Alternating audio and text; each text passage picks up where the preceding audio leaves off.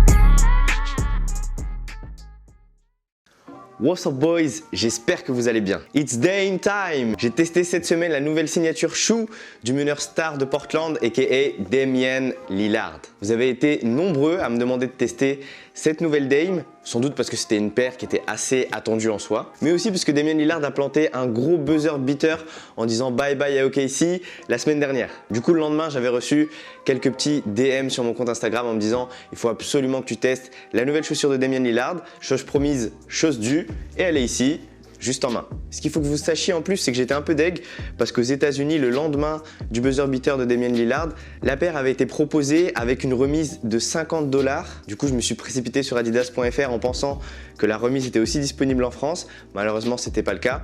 Donc du coup, j'ai pas pu profiter de cette remise et j'ai dû les payer au prix normal. Comme d'habitude, on va commencer par regarder ensemble l'aspect extérieur, le design de ces nouvelles Dame. Tout d'abord, et vous le voyez, on est sur une chaussure tige mid qui n'est pas composée d'un chausson unique mais de plusieurs empiècements avec des matériaux différents. On a du textile renforcé, un peu l'équivalent du mesh sur toute la partie avant de la chaussure. Et à l'arrière, on a un revêtement, ça me fait penser un peu à du suède. C'est un matériau assez doux mais qui a l'air robuste, que je trouve sympa mais très salissant dans la mesure où là j'ai pris un coloris qui est blanc. J'ai testé la chaussure durant 3-4 sessions et on a déjà des petites taches qui commencent à apparaître. Donc je suppose que dans 3 ou 4 mois, elles seront complètement sales. Donc j'ai intérêt à anticiper et à acheter des produits pour nettoyer ces nouvelles Dame. Et d'ailleurs, dites-moi dans les commentaires si ça vous intéresse que je fasse une vidéo sur comment bien nettoyer ces sneakers pour jouer au basket. Et enfin, ce qu'on peut remarquer, c'est bien sûr le chausson supérieur qui est fait en textile, qui est assez souple. Je trouve que ça va ajouter une dose de confort, on s'en parlera un petit peu après. Et ça va faciliter notamment l'entrée du pied dans la chaussure. Et ça, c'est plutôt cool. En soi, je trouve que le revêtement extérieur ne donne pas un aspect premium. Ce qui est positif en tout cas, c'est qu'on n'a pas énormément de points de colle. En revanche, on a plein de coutures apparentes et ça renforce l'idée que la paire n'est pas forcément premium dans la mesure où esthétiquement, c'est pas si joli que ça. En soi, et vous le verrez après, le prix de la chaussure n'est pas forcément élevé. Donc à mon sens, c'est une stratégie d'Adidas. Et par expérience et connaissant les différents modèles de la gamme, le positionnement de la Dame est plutôt tourné vers un aspect prix performance que vers un côté plutôt premium. Au niveau du coloris, j'ai choisi de partir sur le You Know What Time It Is, donc YKTW et le double I à la fin, que vous pouvez retrouver sur la languette arrière, en référence à la célébration emblématique de Damian Lillard qui pointe du doigt son poignet pour le Dame Time. Et d'ailleurs, pour info, j'ai fait ce choix grâce à mes abonnés sur Instagram. J'ai fait un petit sondage avec mes 2 coloris préférés, donc il y avait le coloris Skate et le coloris You Know What Time It Is. Et c'est mes abonnés qui ont choisi de partir sur ce coloris et je les remercie. Donc, continuons au niveau des détails. Sur cette nouvelle Dame 5, on a les 3 bandes Adidas sur la partie extérieure du pied. On retrouve le logo Dame sur la languette et la signature de Damian Lillard à l'intérieur du pied. On a donc la dénomination du colorway au niveau de la languette arrière et ça vous pourrez le voir sur les différents coloris, sur les différentes palettes de couleurs qui sont proposées sur ces Dame. La dénomination du coloris est systématiquement ajoutée au niveau de cette languette à l'arrière et ça c'est plutôt cool, c'est plutôt sympa parce que ça nous permet directement de savoir à quoi la chaussure fait référence, quelle est son histoire, etc. etc.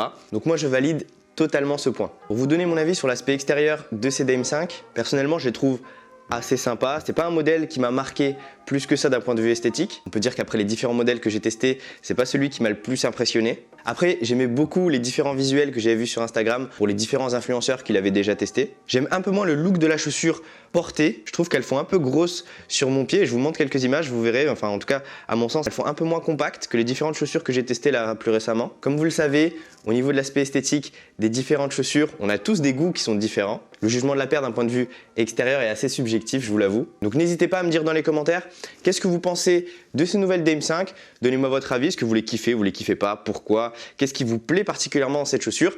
Je lirai vos commentaires et je vous répondrai comme toujours. On va se parler maintenant des aspects beaucoup plus techniques que propose ce nouveau modèle de Dame. Et on va commencer par le point qui m'a le plus impressionné sur cette Dame 5 et c'est bien sûr le confort qu'elle propose sur les parquets et sur les playgrounds. Clairement, cette Dame, elle est ultra confortable. Tout est mis en place pour se sentir bien dans la chaussure. On a des matériaux assez souples, on a un chausson en textile, on a même quelques petits coussinets au niveau du tendon d'Achille qui permettent de se sentir au max dans la paire. Franchement, j'ai rien à redire dessus, on est comme dans un chausson, aucun élément vient agresser le pied, que ce soit sur les mouvements bruts extérieurs, que ce soit sur l'embout du pied. Et selon moi, c'est le plus gros point fort que propose cette Dame 5 et elle se classe dans les chaussures les plus confortables que j'ai testées jusqu'à présent et j'ai pas peur de le dire. On va se parler maintenant de l'amorti qui est utilisé sur ces nouvelles Dame 5 et c'est l'amorti Bounce, donc on ne change pas un amorti qui gagne. Comme son nom l'indique, le Bounce apporte avant tout du retour d'énergie sur les rebonds, sur les premiers pas, etc. etc.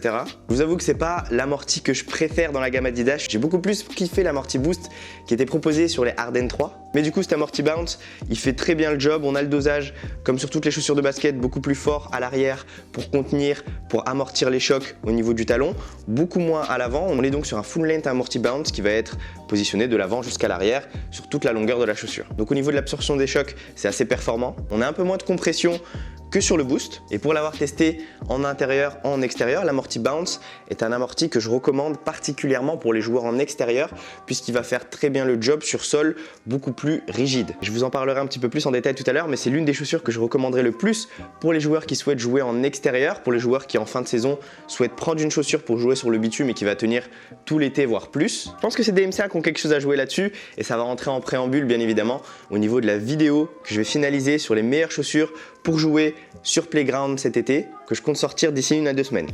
On enchaîne sur la traction de ces Dame 5 qui est excellente sur sol propre, un peu moins sur sol poussiéreux, bien sûr on se parle dans l'intérieur. C'est la paire qui propose les motifs les plus profonds du marché avec la LeBron 16. Donc encore une fois, Adidas ne s'est pas réinventé sur les motifs de traction, on n'a pas changé une traction qui fonctionne, puisqu'entre les Harden 3, la Adidas Next Level et ces Dame, on a toujours la même recette avec des motifs chevronnés qui marchent plutôt bien. On a des motifs qui sont beaucoup plus marqués que les deux autres modèles que je viens d'évoquer, comme si on voulait faire de ces Dame la référence au niveau de la traction, au niveau du grip et de l'adhérence. En tout cas, ce que je peux vous dire, c'est que c'est une bonne nouvelle pour les joueurs qui jouent en extérieur, puisque selon moi, ce sera l'une des paires idéales pour jouer dehors, de par la rigidité du caoutchouc qui est assez difficile à bouger et des motifs qui sont assez solides. On n'a pas de semelle translucide sur ce coloris et tant mieux. En revanche, sur sol poussiéreux, j'ai eu un peu plus de mal sur les mouvements brutaux à l'extérieur, sur les arrêts brutaux. J'ai eu quelques ratés, j'ai eu quelques inconstances sur les mouvements brusques de ces Dame. Donc ce sera le petit bémol au niveau du grip. Il est très bon en règle générale, mais sur les sols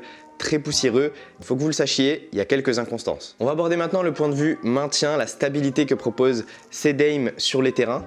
Et je suis plutôt assez satisfait de ce qu'elle propose, c'est dans la moyenne. Rien de révolutionnaire, on ne se sent pas aussi serré qu'on aurait pu l'être dans une Kyrie. On est calé dans la chaussure, on a cette dose de confort qu'on a vu précédemment. Donc la chaussure est solide, très difficile à plier. Regarde, comme vous pouvez le voir, elle ne bouge pas, c'est-à-dire qu'elle va se plier qu'au niveau de l'avant du pied. Tout ce qui est à l'arrière va être bien protégé. On a un gros support au talon que vous ne voyez pas en l'image, mais qui va venir caler le tendon d'Achille et la partie arrière du pied dans la chaussure, ça ne bougera pas une fois que les lacets seront serrés. D'autre part, on a une bande en TPU qui va renforcer la stabilité et le maintien du pied dans la chaussure. Ce que je peux ajouter pour compléter mon propos, c'est la semelle extérieure qui est assez large, notamment sur la partie avant, ce qui va nous permettre d'être beaucoup plus stable sur le sol. Je nuance mon propos puisqu'un peu à l'image de la KD12, le chausson supérieur n'apporte pas la plus grande des stabilités. Je trouve que c'est un peu tendance sur les derniers modèles de chaussures de basket tige mid qui sortent sur le marché, c'est d'essayer d'apporter la liberté de mouvement au niveau du haut du pied qu'apporte une chaussure tige basse, tout en apportant quelques bénéfices de la tige mid, notamment le confort au niveau du tendon d'Achille. Et on le sait, généralement, ça arrive que sur certains modèles low, les joueurs ont des irritations au niveau de l'arrière du pied. Et sur ces modèles assez hybrides, on a un mélange entre les deux. On va passer au point durabilité. Comme je vous l'ai dit précédemment, on a une traction qui est assez intéressante et qui durera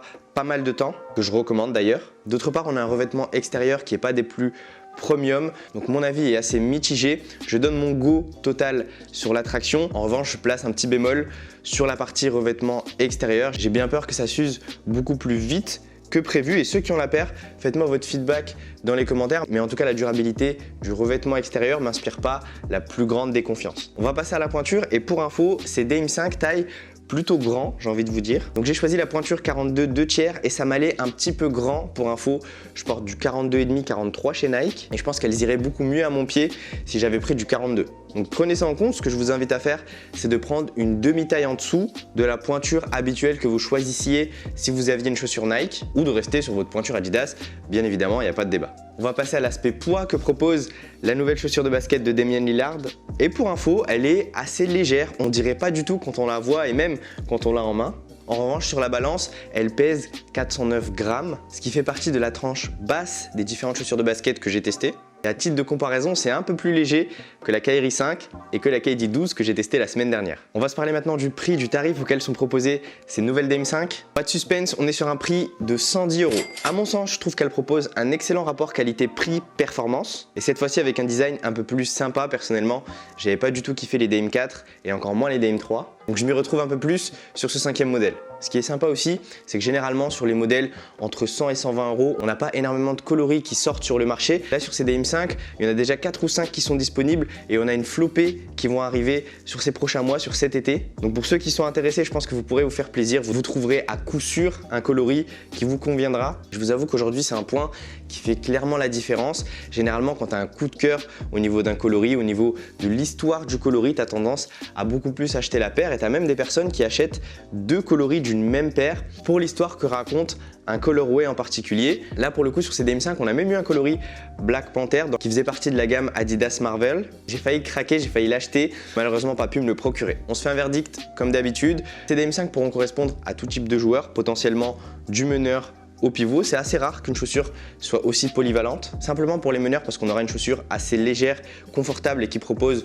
une bonne traction. Et pour les joueurs un peu plus lourds, pour les pivots, on a l'amorti bounce qui va bien faire le job, couplé à une stabilité de haut niveau, ce qui fait que ce sera adéquat pour la plupart des joueurs de basket. On va passer aux points forts, points faibles. Et les points forts que j'ai notés sur ces nouvelles Dame 5, c'est bien évidemment le confort, le poids, puisqu'elles sont assez légères, et la stabilité qu'elles apportent sur tout terrain, à l'intérieur et en extérieur. Au niveau des points faibles, je vous avoue qu'il n'y en a pas des masses, mais ce que j'ai noté, c'est le revêtement extérieur qui n'est pas des plus premium et qui s'usera assez rapidement. Et pour info, on a différents styles de Dame 5. On a certains coloris qui sont sortis avec du cuir synthétique à la place de ces 2 revêtements. Et je pense que ce sera sûrement une bonne option qui palliera à ce point amélioré.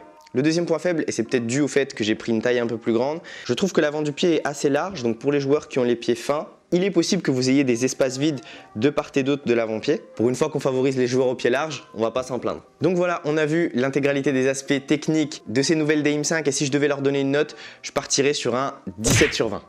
Je pense qu'on est bon, n'hésite pas à liker la vidéo si t'as kiffé, abonne-toi à ma chaîne si t'es nouveau et je vous dis à la semaine prochaine pour un nouveau test. Prenez soin de vous. Bang!